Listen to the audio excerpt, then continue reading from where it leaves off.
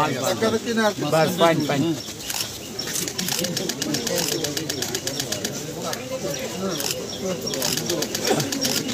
আমি একটা কথাই বলবো যে 500 বছর ধরে সবাই অপেক্ষায় ছিল কবে রাম মন্দির উদ্বোধন হবে এবং রামলালাজি এখানে প্রতিষ্ঠিত হবে।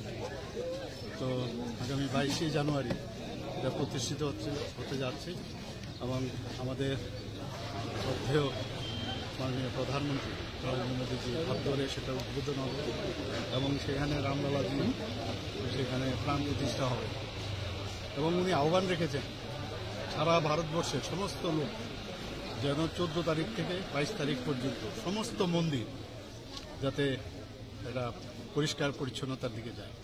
তো আজকে আমরাও এখানে শুরু করেছি জগন্নাথ জিউ মন্দিরে আজকে আমরা শুরু করলাম এবং আমার সাথে আমাদের মেয়র সাহেব আছেন, আমাদের কর্পোরেটরও আছেন এবং অন্যান্য সমস্ত কার্যকর্তারা মিলে আমরা এখানে করছি এবং সাধারণ মানুষও কিন্তু এর সাথে জড়িত হয়েছে।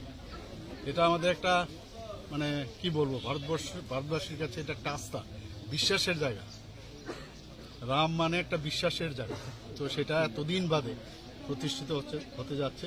তো আমি সমস্ত ত্রিপুরাবাসীকে আমি আহ্বান করব যে এই যে আমরা একটা অভিযান শুরু করেছি সেই অভিযানে যেন সবাই সামিল হয়।